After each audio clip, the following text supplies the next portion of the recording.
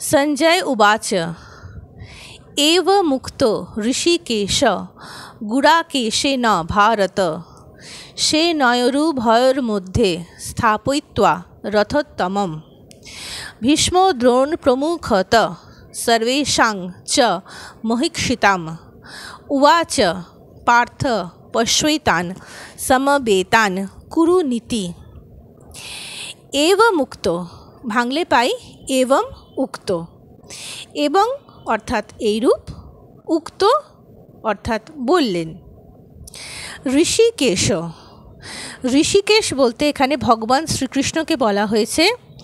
ওনার নাম ঋষিকেশ কেন না, ঋষিক, ঋষিক কথাটির অর্থ হচ্ছে ইন্দ্রিয়, তাহার ঈশ, অর্থাৎ ইন্দ্রিয়গণের প্রভু হচ্ছেন ভগবান শ্রীকৃষ্ণ।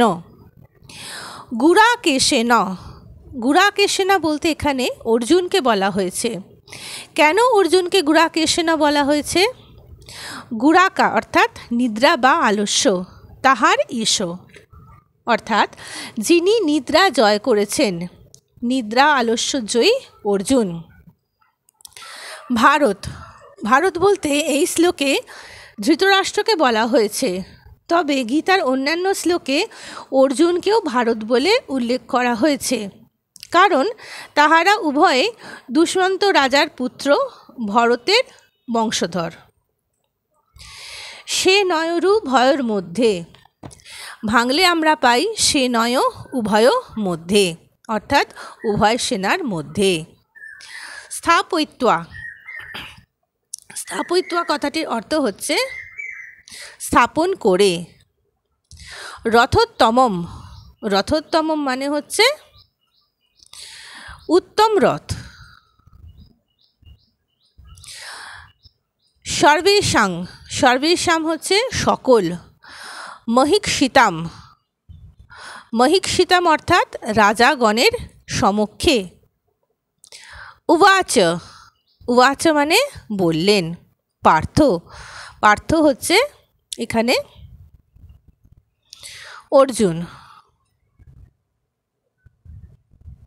পশ্যৈতান, ভাঙলে পাই পশ্ব এতান, পশ্ব মানে হচ্ছে দেখো, এতান মানে হচ্ছে এই। সমবেতান, সমবেতান অর্থাৎ সমবেত।